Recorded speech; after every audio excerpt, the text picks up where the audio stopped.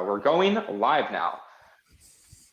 Okay, hello everyone and welcome to the month of May coffee chat. Thank you everyone for joining us. It hasn't been too long since you've seen our faces, hopefully, because we were on 2 weeks ago for the Monero-versary, which we hope you're able to see. There was a lot of fun events that went on, a lot of educational things, like Diego gave a talk about Monero's beginning history and things. Those are all on this YouTube channel if you want to check those out. But this is a normal coffee chat today. We're here with quite a few guests today. Dr. Daniel Kim will be joining us in just a bit. He is having some computer trouble, but hopefully he'll be on in a second. Otherwise, we can start with normal introductions. My name is Justin. I organize the Monero community work group along with some other people in this chat here. And yeah, we're really happy that you are able to join us today. Doug, can you introduce yourself? Yeah, my handle is needmoney90. I'm a moderator and I do various odd jobs in the community helping out connecting things. Awesome, thank you. I want to give a quick shout out for the NSA van, which is in the chat again today, doing the live stream for us. Thank you so much, NSA van, for your continued work. Lee, your turn. Yeah, so I'm Lee. I also go by VT Nerd on the forums and GitHub. And so I've been contributing to Monero for a few years now, various features between Wallet, the core daemon, and my Monero at times in the past. Excellent, thank you, Lee. What about you, HYC? Hey, I'm Howard, known as HYC all over the web. I worked on the blockchain database originally and a few other things. More recently, obviously, I worked on RandomX, designing that with Tevador and Chernik. I also worked on the reproducible builds and basically poked my head into different places at random. Excellent, great to have you on as always. Tallest man, please introduce yourself. Hey everybody, you go by Tallest Man. I'm a first-time attendee at the coffee chat, so nice to meet you all and great to be hanging out with you on this beautiful Saturday. I am a CPA by trade. I'm a longtime lurker in the Monero community, kind of a convert from the Bitcoin days when the stream was blocked, so to speak. So I'm really enjoying the community, longtime lurker, becoming more active. I'm primarily interested in the incentives that cryptocurrency puts in play, you know, the passive incentives that incentivize people to take certain actions, and taking a real strong interest in the regulatory side of things as well. And I've been active in the compliance work group. Okay, thank you, Tallest Man, for joining us. Arctic Mine. Well, I'm name is Francisco. I work. One of the primary things I work on, of course, is scaling and fees. I also am involved in the core team, and I'm involved in a whole bunch of other little work groups here around the Monero community. So that's kind of what I do. Excellent. It's great to have you on again. Looks like Binary Fate joined us too. Nice hair, Binary Fate. Want to give a quick introduction? Yeah. Yeah. Hi everyone. I'm Binary Fate. My team. I think you've seen me around. I take care of some updates and I do various stuff with various businesses also around Monero.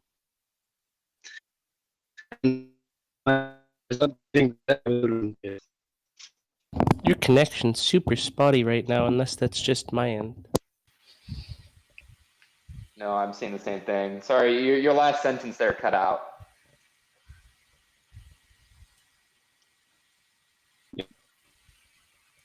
That is a super cool room that he's broadcasting from.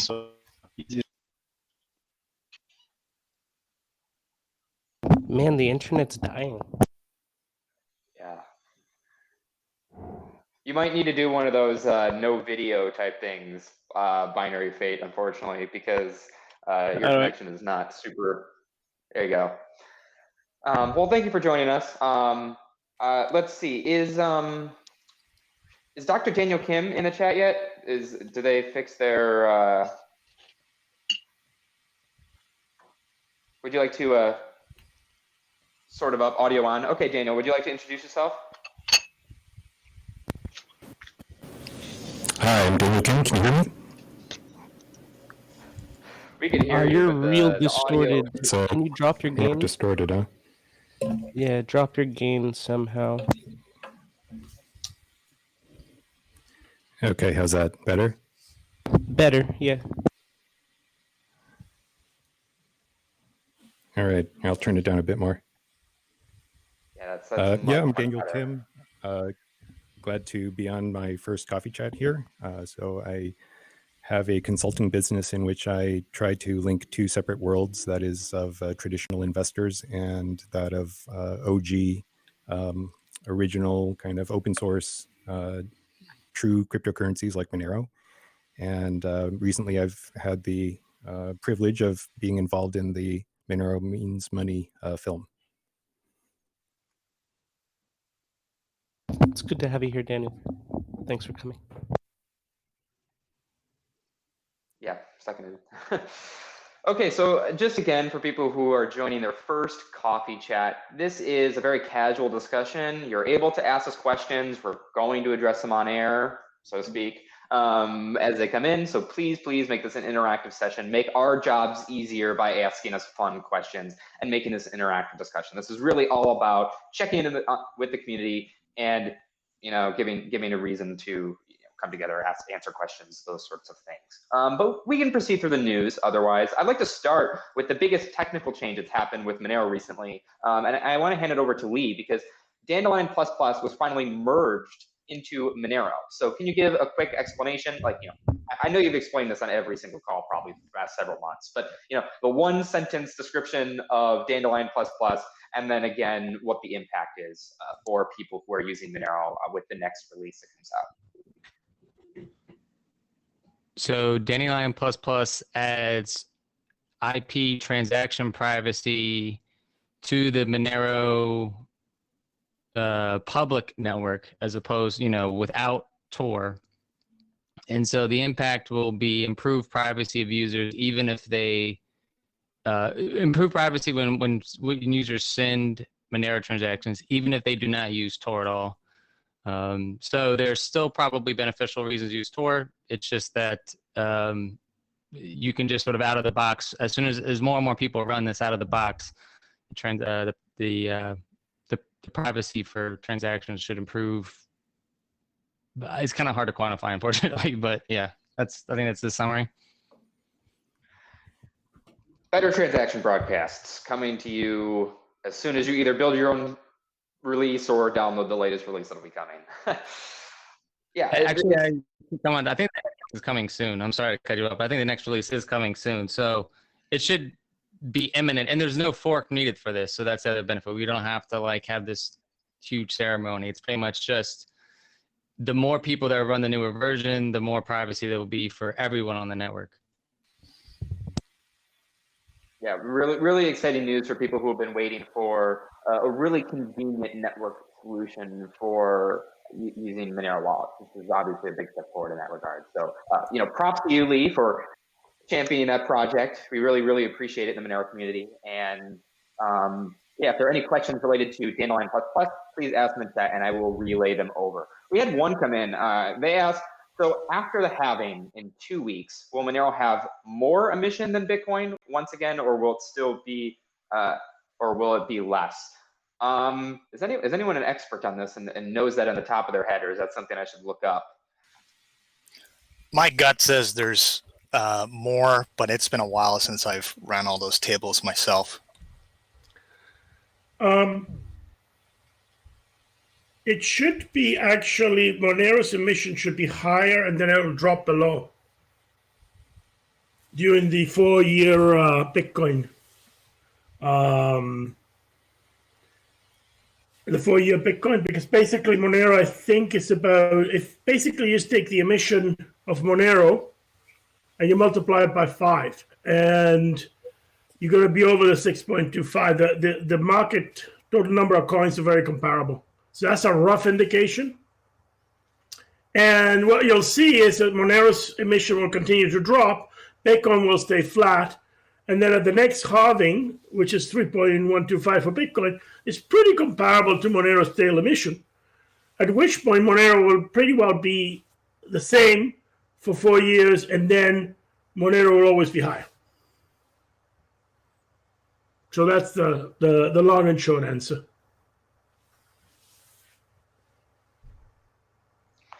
Awesome. Okay. Yeah, I think we move on to other news at the moment. There was a recent, so Dead Code released a CVE on the Ledger app. So it says Dead Code CVE 2020-6861, the Ledger Monero app spend key extraction. It was discovered on the 2nd of January. It was patched on the 2nd of March. And with the next Monero release, we can bump the Ledger version so that the Monero software will be incompatible with lower Ledger versions. So of course, people should update in order to protect themselves against this vulnerability. Did anyone here follow this vulnerability closely? Did they read the disclosure? And was there any big takeaway that you got from this report?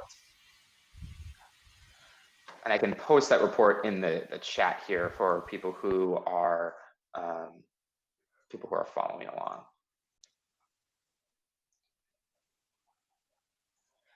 You got your video working, Daniel?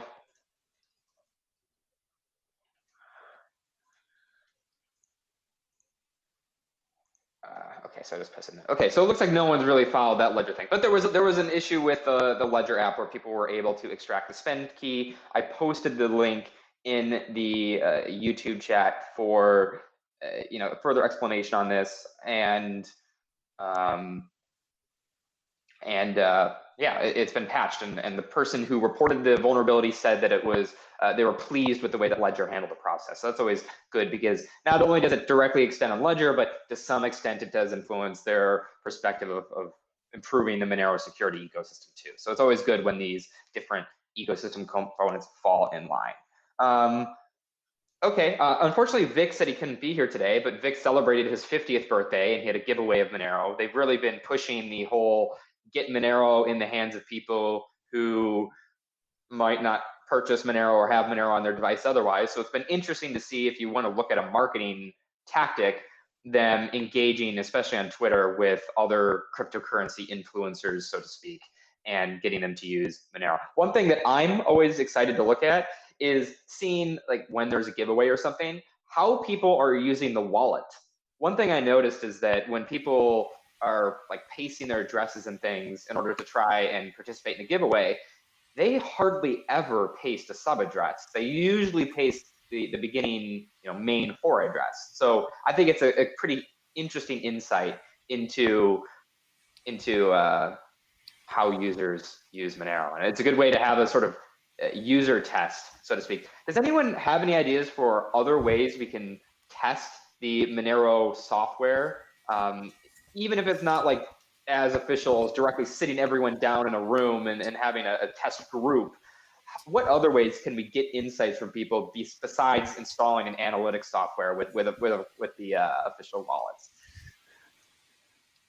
Well, your people that you're seeing when they're just pasting the first part of the address and not using the sub address, that's even more like good for them. That's more advanced than a lot of the folks that I give Monero to.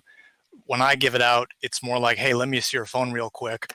I have to download the wallet, basically do the whole transfer, and then they're allowed to watch. They get interested in the price, see? So they watch the price either go up or down, and then they usually will come back and ask me about it. And hey, what's this Monero thing you gave me? And how do I basically change it to money? But then they see the price moving, and some of them actually do get interested. So it's kind of an anecdotal thing. There's no data or analytics to be gained from it, but that's something I've been doing that I found it to be beneficial for, I think, the ecosystem and for the people that are receiving the coins.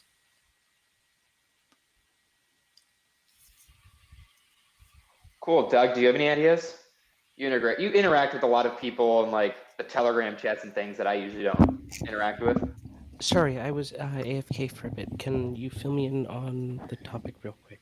Sure. So we were just talking about how giveaways are one example of ways that we can learn how users use the Monero wallets, because we can see, for example, if they're using a sub address or not. What are other ways that we can sort of get some insights without being, unethical, installing analytic software or other things that are obviously off limits? I mean, it might be possible to talk to exchanges. I know BISC, I believe most of the information's public. I'm not sure if the Monero address is scrapable off of their public data, but it might be possible to determine off of publicly accessible data through interactions with a public chain like Bitcoin. Um, just basic demographics of the addresses that people receive to. Um, Maybe we would see a different sampling of users from BISC versus, say, an exchange. Like maybe we could ask Kraken if that's not against their data policies, maybe what percentage of people use sub addresses, because that would be interesting information. But yeah, there's different publicly accessible APIs that we can use that can probably give us a bit more information on that.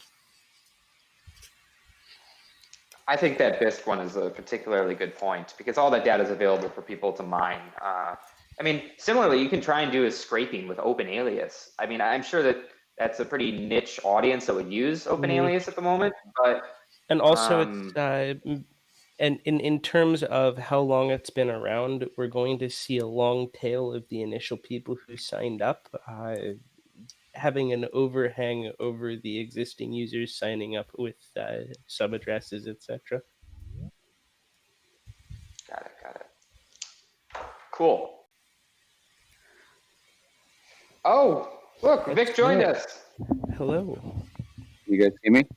Yeah. Oh, okay. Hey, thanks for the shout out for the birthday. Happy recent birthday, Vic. Thank you.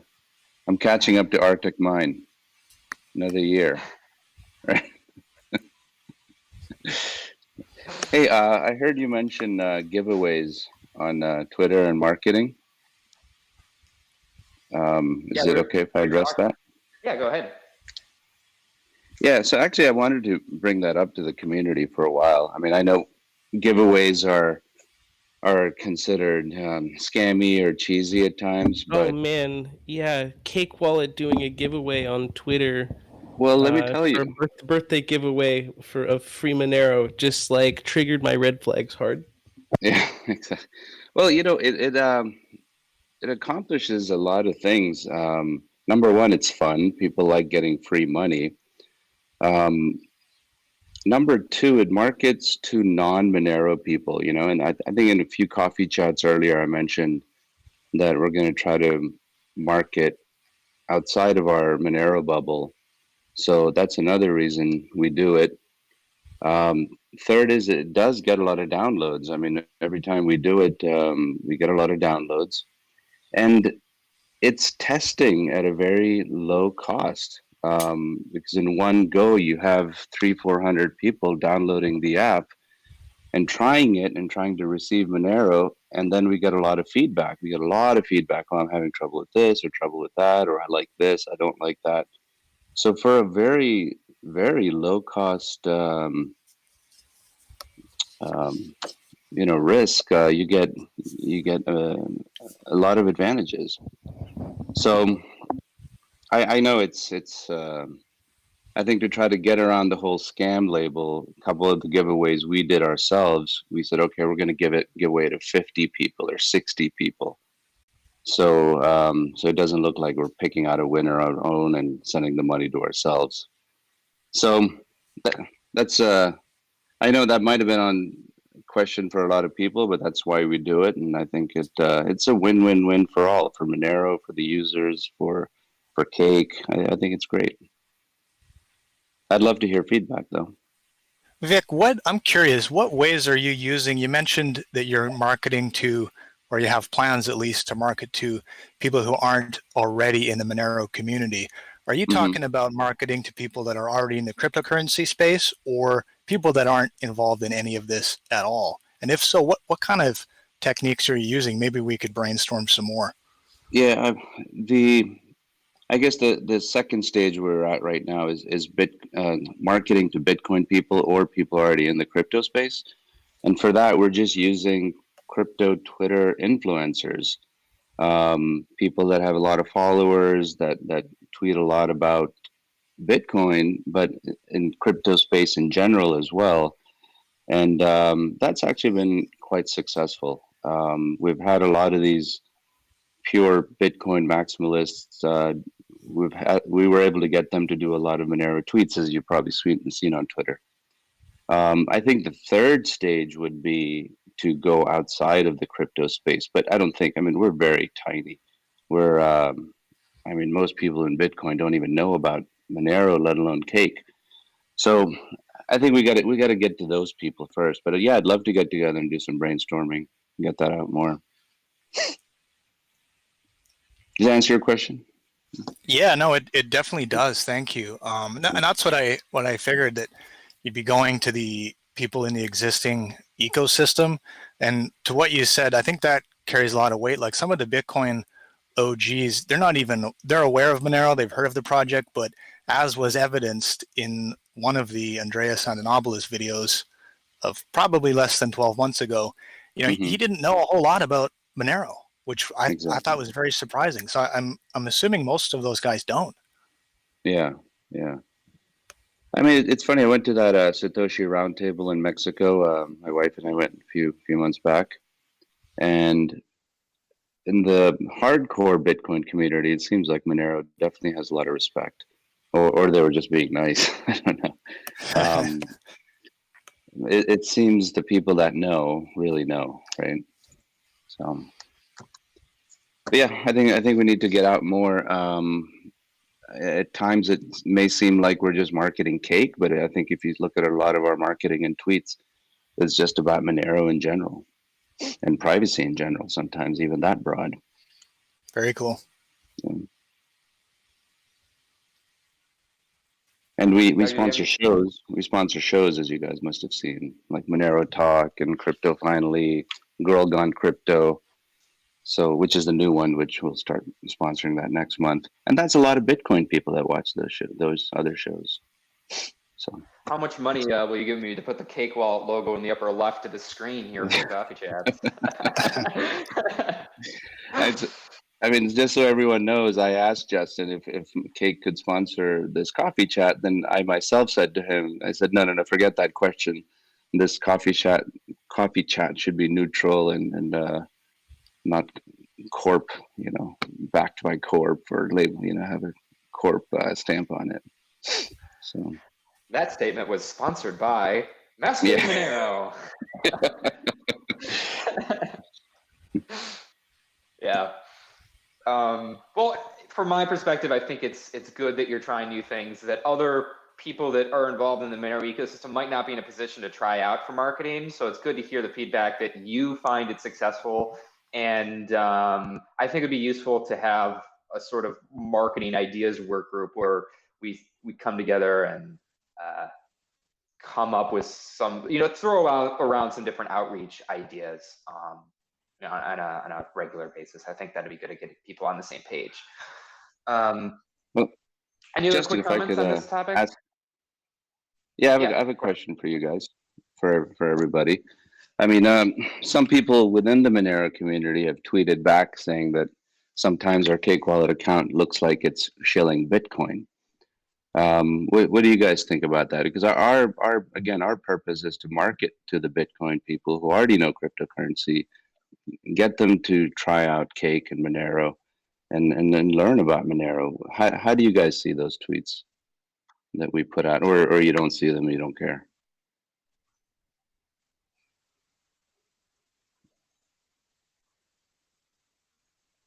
Anybody? Justin?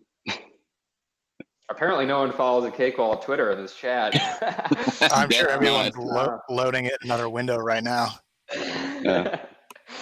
No, that you mean you like a lot of things, and I think it's mostly to get exposure. I really don't quite know what your strategy is on the Twitter side, because I'm not running your Twitter account, but it's all over the place as far as I can tell. So I don't know. I think some people are going to be positive to that. I think other people are going to be more tight-fisted about it. I don't know if there's a right answer there.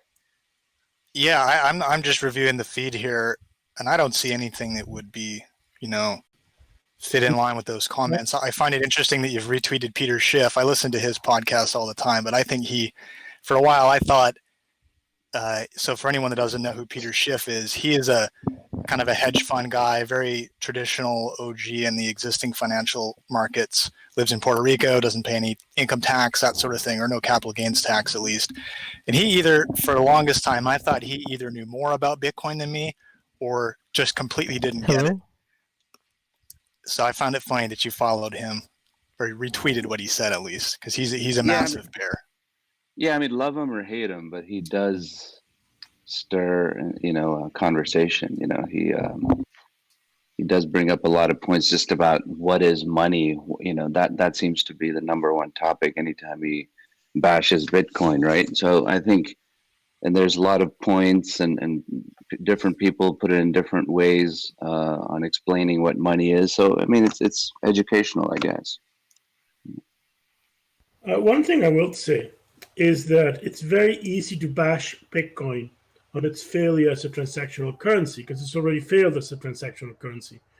So if you're somebody, for example, like very good example, Warren Buffett, well, he's going to say, well, if you can't use it as a transactional currency, which you can't, then his case becomes extremely strong if you just look at Bitcoin as an example of a cryptocurrency. So that's a reality that I think we need to be aware of, that if someone just looks at Bitcoin, well, you can't use it as transactional currency. So what exactly is the point? I'm just throwing that one out because we know that it has some significant inabilities to function as money. But does the overall community out there know that? Well, guys like Schiff seem to have clued into this, but what he is missing, even with Bitcoin, as bulky, as expensive as it is to use and inconvenient for small transactions, tax reporting aside, what he's missing is the fact that here you've got a globally distributed network of actors that are incentivized to take an action. Like guys literally get up in the morning and drive to their mining farm, or maybe they live at the mining farm. They lease that space.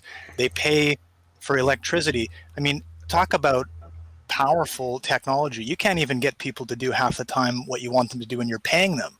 And here's, a set of computer code that incentivizes people on a global scale to take a specific action. And I think a lot of those guys like Schiff or the traditional financial guys, they're missing that.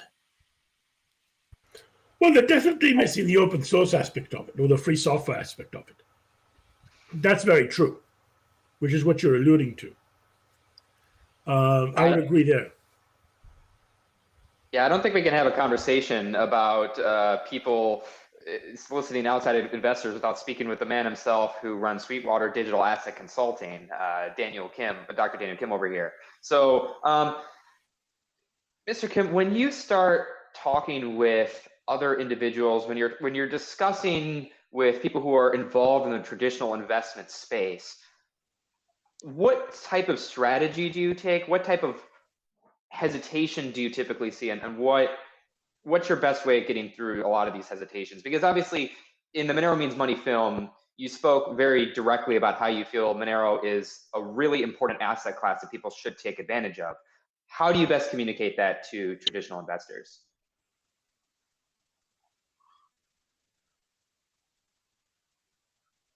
Oh, you're muted, sorry. Thanks. All right. There you go.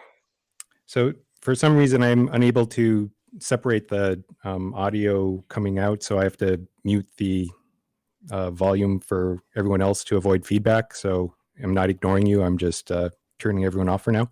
So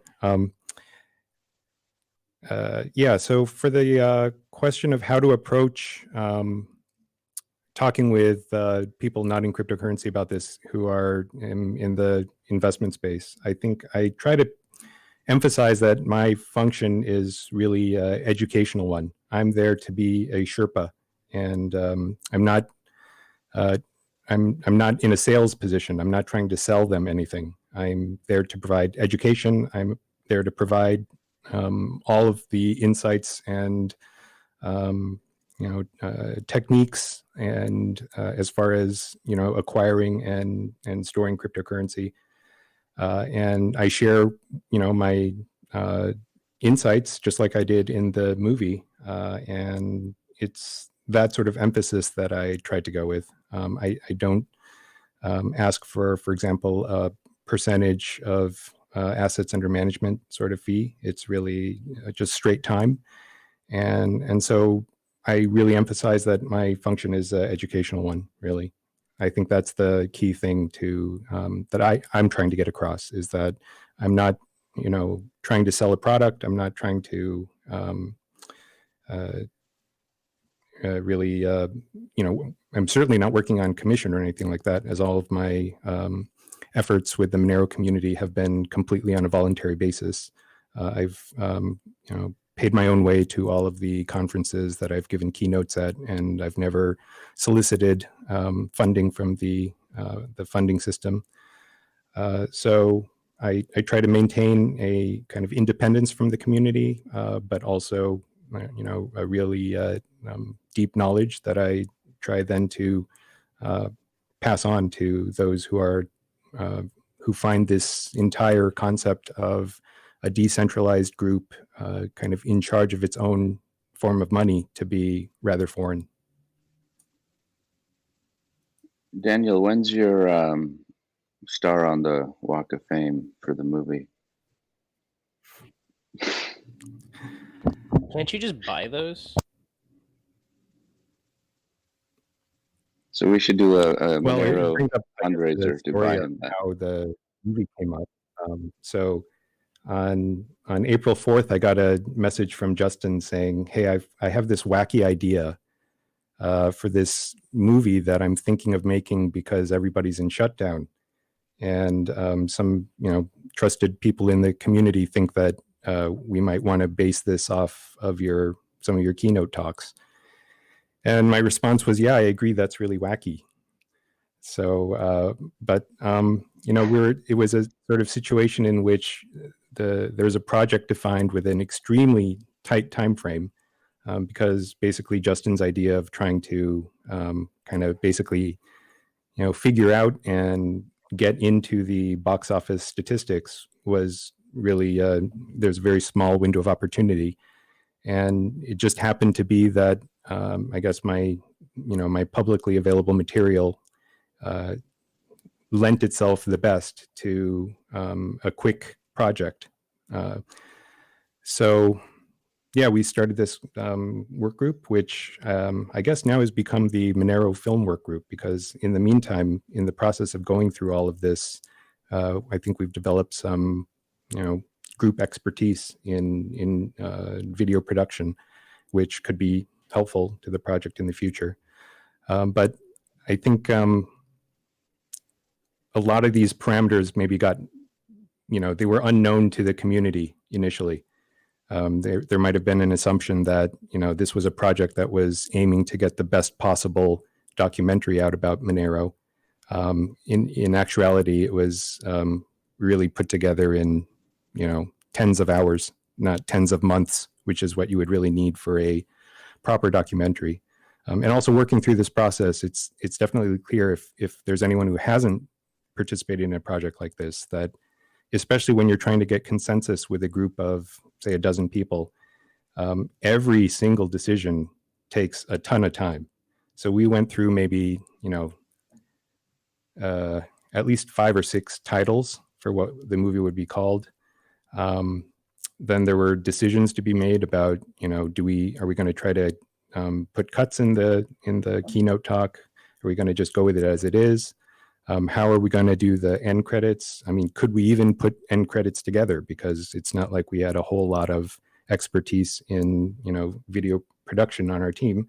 We did have some fantastic people with significant expertise in this field, but it wasn't everybody on the team.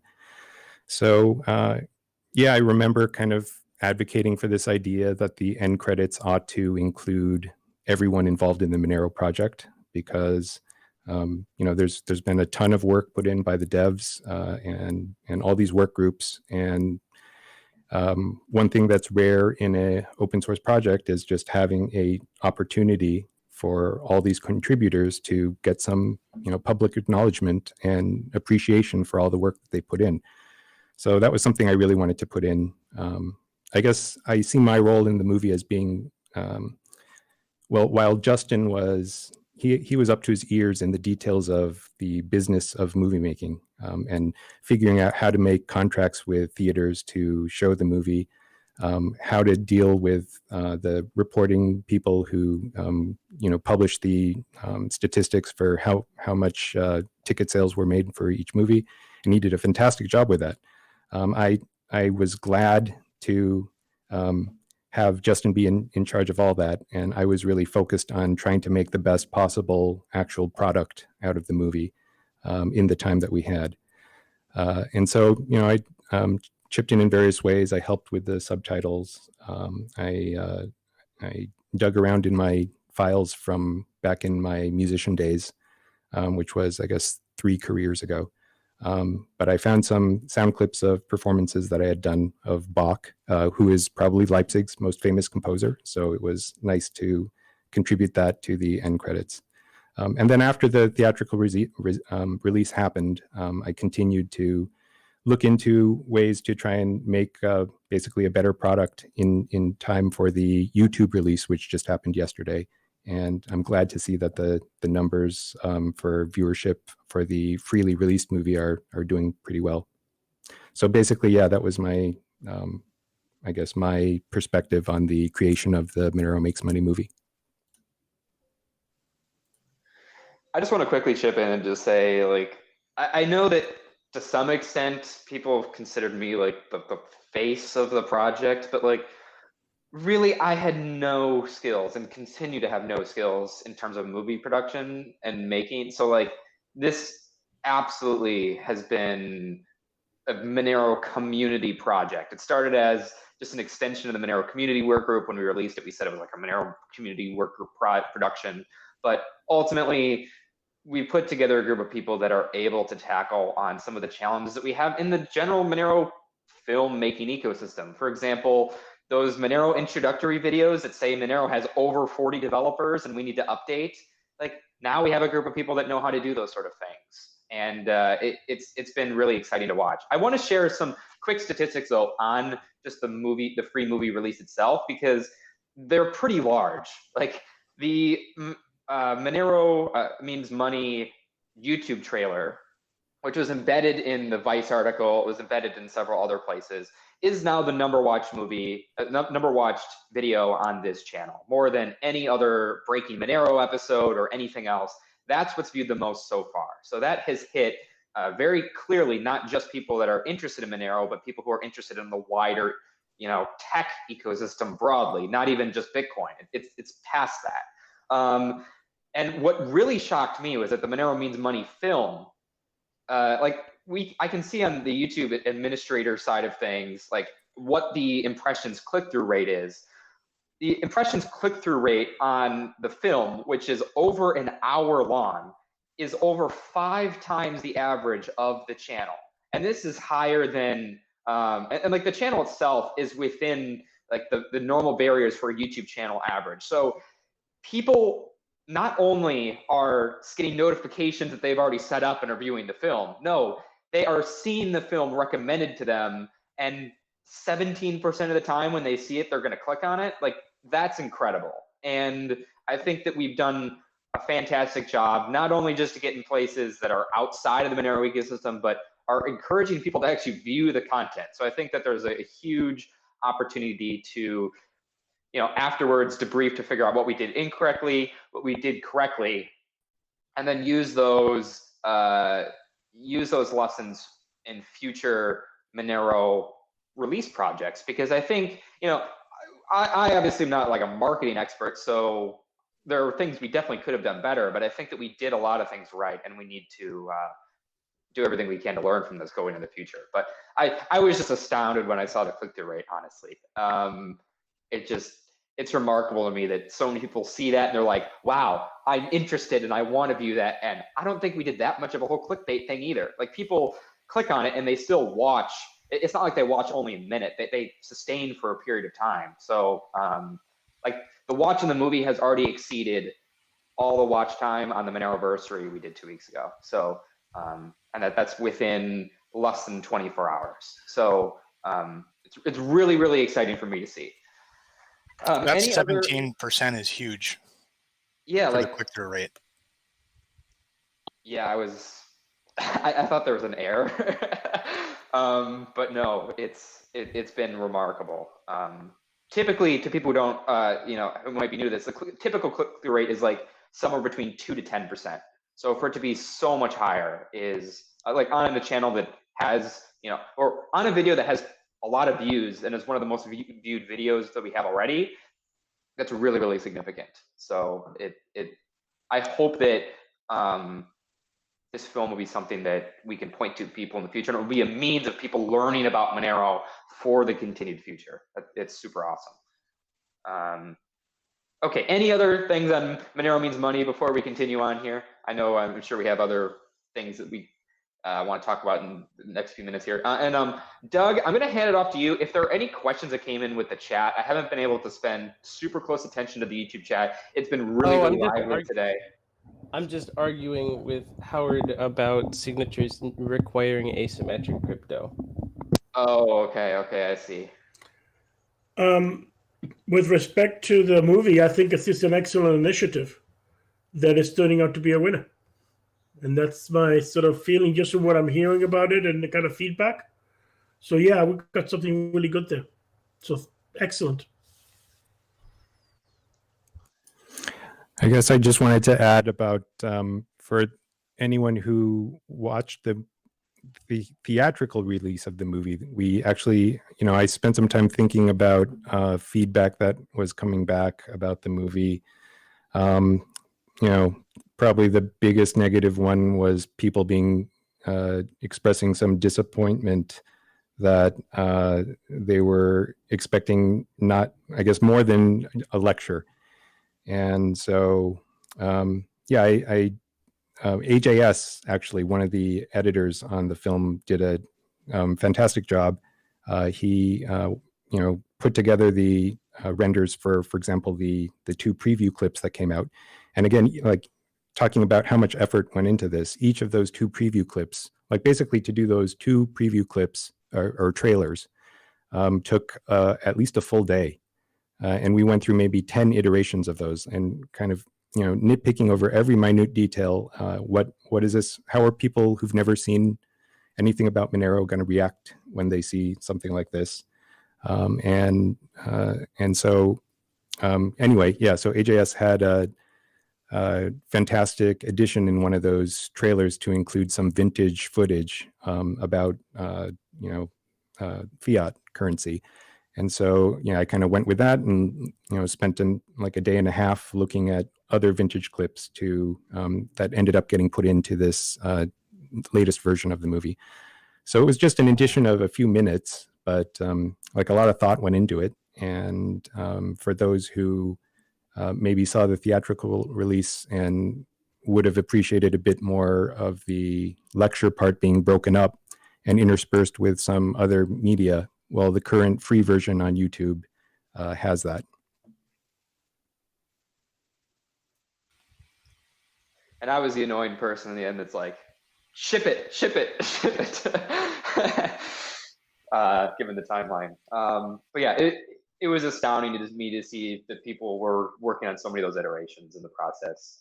So much work into that went into the whole process. So in the chat, I think I'm going to move on based off discussions in the chat. Tari had its testnet go live this past week. I know that there is some overlap between, pretty large overlap in general between the Tari ecosystem and portions of the Monero ecosystem. I want to give it off straight to Doug though, because I know he had a community discussion he wanted to talk about in this regard. And I know that there were a lot of questions that came in chat that he's been more closely paying attention than I have. Yeah, so specifically, we have a question on the r/Monero subreddit, where we generally only allow Monero-related content. Bitcoin generally gets a pass. And privacy-related content is Monero-related. But recently, we've been having, due to the launch of Tari, a number of posts on Tari, which is itself an altcoin, while merge mined. And it has backers, private investors, and as far as I'm aware, a pre-mine. And so there are questions of conflict of interests if we allow a Tari protocol discussion on the Monero subreddit due to it not being part of the base protocol layer. And I'm inclined to agree with that perspective, but I'm very curious what you guys have to say on the matter. Do you think that the Monero subreddit is perfectly fine for Tari discussion? Do you think that discussion should move to the Tari subreddit? Uh, do you think that the conflict of interest is important? And note that I do absolutely think that it is. I don't think that it can just be easily waved away. It's a large discussion, and I guess this is where I'd like to open it. So, any thoughts would be nice. I want to check first in with Howard. Did you have any thoughts on this topic? Or we can make this slightly broader too on Tari in general. Since it is a related project, I mean, obviously Ricardo, the founder, is a key figure in the Monero community as well.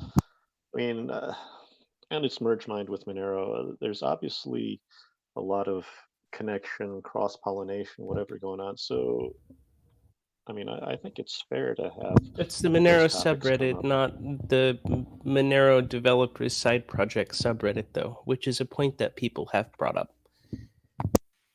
Okay, all right. I suppose that's fair.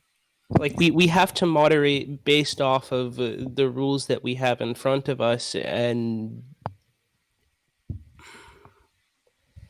I don't know. There's a number of projects that if Tari is allowed, it opens up questions why we wouldn't allow their discussion as well. Like, hey, this dude made a contribution on GitHub to Monero, and he's also working on this project. Why doesn't that count? So, Doug, if I may, and there's a lot more people here probably more versed in Tari than I am, but my understanding is that Tari has a purpose in and of itself, the digital asset transfer protocol.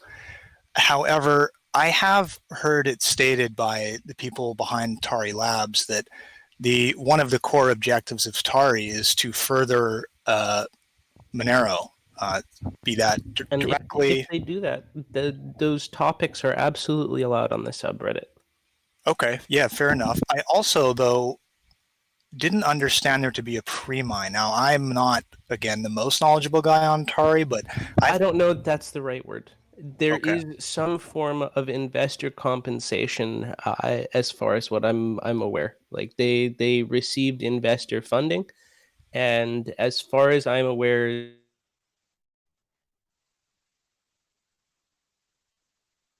Oh, you lost Doug.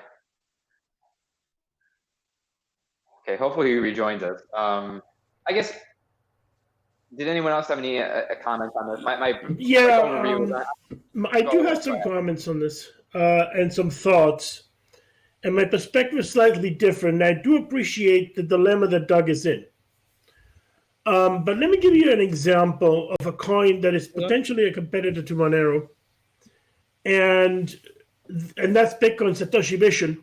And their approach is they're going to stuff the blockchain with all of these asset things like DRM tokens, for example, is something that Tari wants to do. So they're going to create this massive blockchain with all these tokens in there and all this use. And so the argument becomes is, well, what Monero has done is, well, no, instead of having all of this on the main chain, there's this other project called Tari that is going to handle this type of asset and this type of project. So I think there's a middle ground here. I do think Neat Money has a valid point, but at the same time, I think we need to consider that there are differences. If we're going to create a coin where we say, okay, Monero is basically just going to be the cash side of it, and then things like all these asset classes and tokens that are stored on a blockchain is going to be in a related project that's merge mined and has a fair amount of, but it's a separate project. And then you're talking about, say, another coin like because that's SV, where they say we're going to put everything on the main chain. So that I think is kind of the issue that I think this raises, which is that Terry really is doing things that other coins might do on the main chain, and that's kind of my point. And that sort of there is that relationship with Monero, that complementary to Monero. I think from a moderation perspective, we're going to need some kind of middle ground for things like this, rather than think of it as a black and white question. And I think that would be the more correct answer to it. I mean, I think it's more to Terry than just the fact that there's a developer, the key developer is also a key player in Monero. I think it's more a question also how it tries to complement Monero in a whole bunch of different ways. And that I think is important. You know, perhaps the relationship in the Monero sub could be that of when there's price discussion. It's like, hey, yes, we acknowledge Tari's a thing, it's complementary, but hey, please, pop over to this sub to discuss it.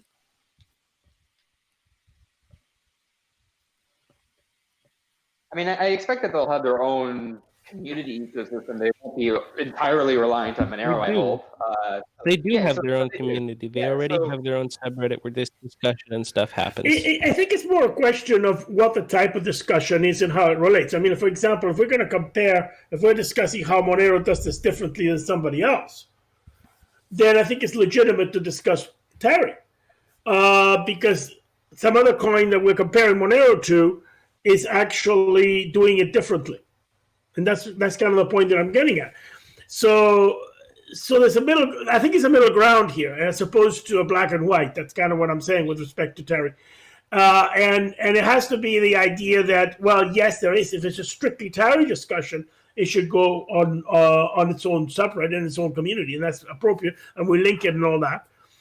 But if it's where you're trying to get how it interacts with Monero and why Monero isn't doing, for example, smart contracts in a big way, well, this is why.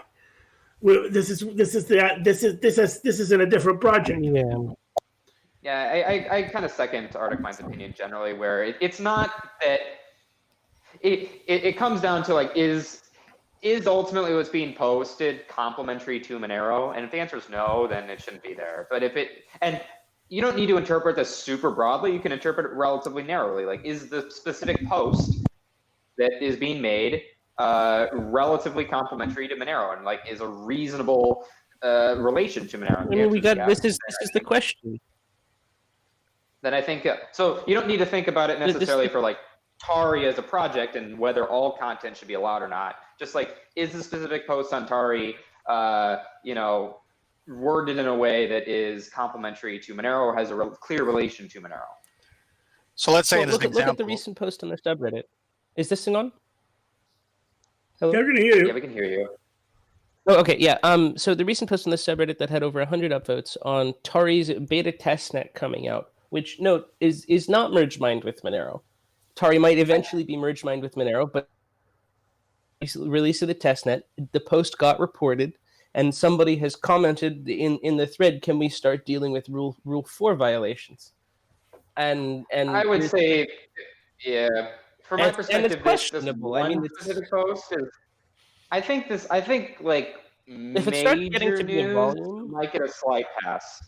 But you're right. Like if the subreddit starts getting this stuff like every day or every week even or month, I don't know what the appropriate cutoff is, but like it's 2 weeks for advertisement. Like so if the cutoff is 2 weeks for advertisement, then And by the way, for any company listening, you can do that on the subreddit.